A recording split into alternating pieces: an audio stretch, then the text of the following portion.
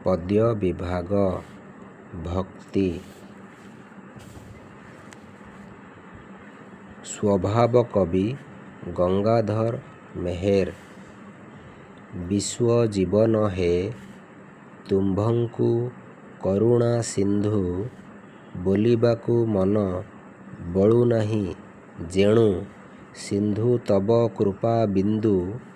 ତୁମ୍ଭ ଭଜନରେ ହେବି ନାହିଁ ନାଥ, ମାଳା ଜପିବାକୁ ବାଧ୍ୟ। କୋଟି କୋଟି ଗ୍ରହ କଣ୍ଠି ସେ ମାଳାର, କେ ଜପି କରିବ ସାଧ୍ୟ।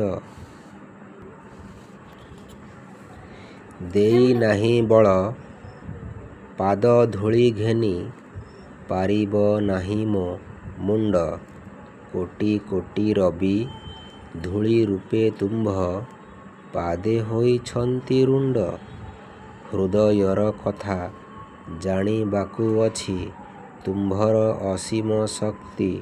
ସେତିକି ଘେନିବ ଯେତିକି ଅଛି ମୋ ହୃଦେ ତୁମ୍ଭ ପ୍ରତି ଭକ୍ତି।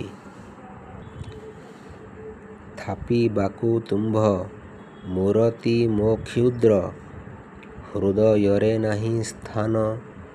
ସର୍ଷପ ଗରଭେ ରହିକି ପାରଇ, ହିମାଳୟ ସାନୁ ମାନ। କି ଦେଇ ପୂଜିବି ଯାହା ମୁଁ ଦେଖୁଛି, ସବୁ ତୁମ୍ଭରି ପ୍ରସାଦ। ଯାହା ପରସାଦ ତାଙ୍କୁ ଅରପିଲେ, ହେବ ସିନା ଅପରାଧ। ମୁଁ କାର ମାତର ମୋର ନୁହେଁ ବୋଲି, କହିବାକୁ ନାହିଁ ବାଟ। ଦୁରୁ ଶ୍ରୀ ଚରଣେ ଅର୍ପଣ କରୁଛି, ଘେନ ତା ବିଶ୍ୱ ସମ୍ରାଟ।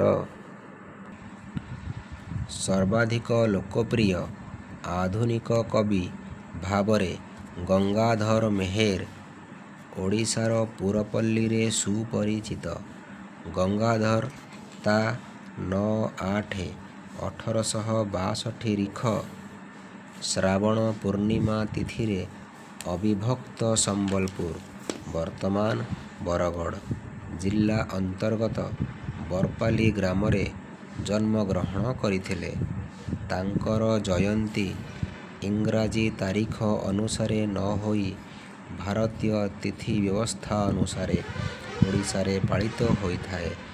ଗଙ୍ଗାଧର ବିଦ୍ୟାଳୟରେ ସ୍ୱଳ୍ପ ଶିକ୍ଷା ଲାଭ କରିଥିଲେ ମଧ୍ୟ ନିଜ ଅଧ୍ୟବସାୟ ବଳରେ ସଂସ୍କୃତ ଓ ଓଡ଼ିଆ